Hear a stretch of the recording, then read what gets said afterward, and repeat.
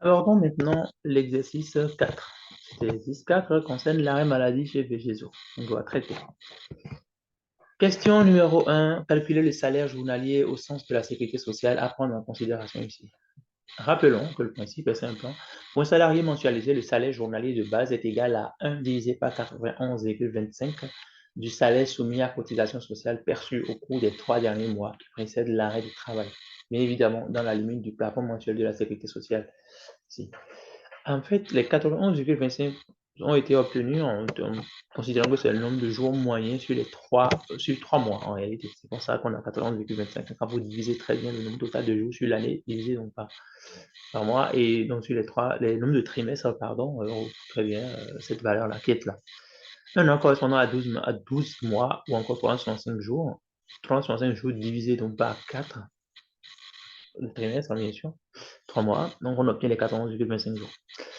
Alors, Toboggan a perçu les 3 derniers mois avant son arrêt maladie comme salaire de base. Salaire en décembre, salaire en janvier, salaire en février. Ce qui fait donc 2000 plus 2100 plus 2100 euros. Donc, perçu chaque fois en janvier et février 2022.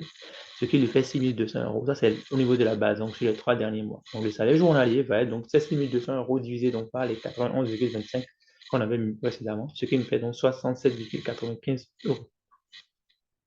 En comparant ce salaire journalier de référence à ce qu'on avait indiqué comme valeur, 1,8% de SMIC, on va garder cette valeur pour le travail. Ici, c'est prévu un peu pour ça aussi. Question numéro 2, donc ici.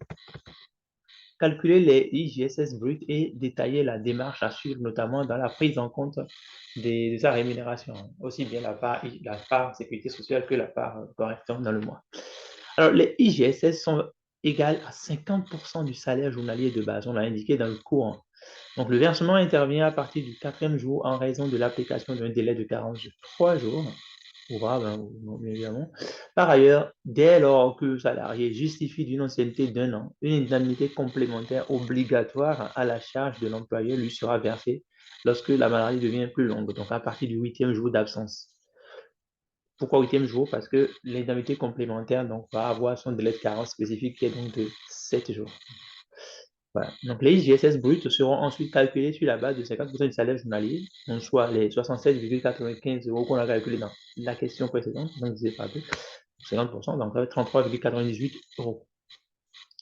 En fait, la démarche, donc, notamment dans la démarche dans l'indemnisation ici, pardon, sera celle-ci. Hein. Le nombre de jours d'absence, c'est 14 jours calendaires. Si on tient bien compte du 14 du 4, pardon, au 17, hein, ça, hein. On a les 14 jours calendaires. Donc, délai de carence de la sécurité sociale, c'est 3 jours. Nombre de jours de perception des IGSS, c'est 14, donc moins 3 égale 11 jours. Le mois donc sera considéré comme ceci. Hein. 1er au 3 mars, salaire normal. Du 4 mars au 6 mars, délai de carence, donc aucun droit, pas de salaire, rien.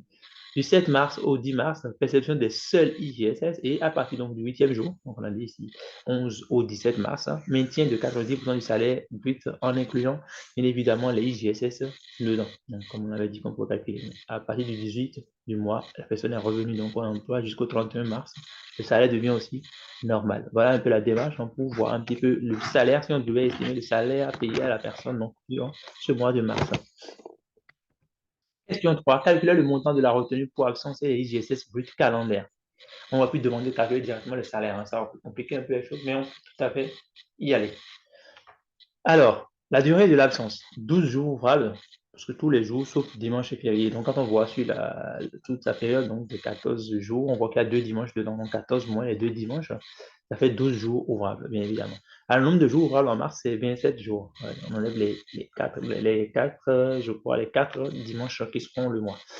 Retenu donc pour absence, ce serait donc 12 divisé par 27, donc la proportion de temps d'absence fois les 2100 euros que percevait la personne jusqu'au février 2022, ce qui lui fera donc 933,33 euros.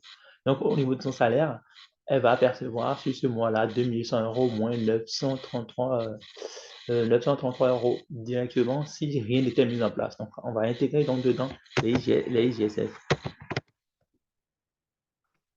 Donc, les IJSS vont être calculés comment? On a dit que c'est 50% donc, de salaire journalier de base, ce qui est de 67 euros quelqu'un. Donc, forcément, 50%, ça fait 33,98 euros, tel qu'on l'a calculé à la question précédente.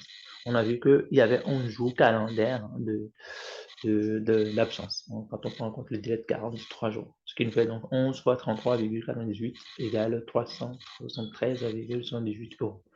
Donc techniquement, son salaire sera 2100 moins 933 moins plus 373 euros. Donc on va rajouter un petit peu l'indemnité complémentaire qui aurait pu porter sur le reste du temps son salaire à 90% en quelque sorte. L'exercice est un peu tronqué ici pour éviter qu'on rentre dans trop de détails. Mais on pourrait bien évidemment compléter ça. Et vous allez peut-être trouver ça pour ceux qui vont choisir le parcours GPRH l'année prochaine. Ils vont peut-être voir des exercices plus en détail pour préciser ces différents éléments-là. Donc voilà, on a fini pour cet exercice également. Donc au prochain délai du coup.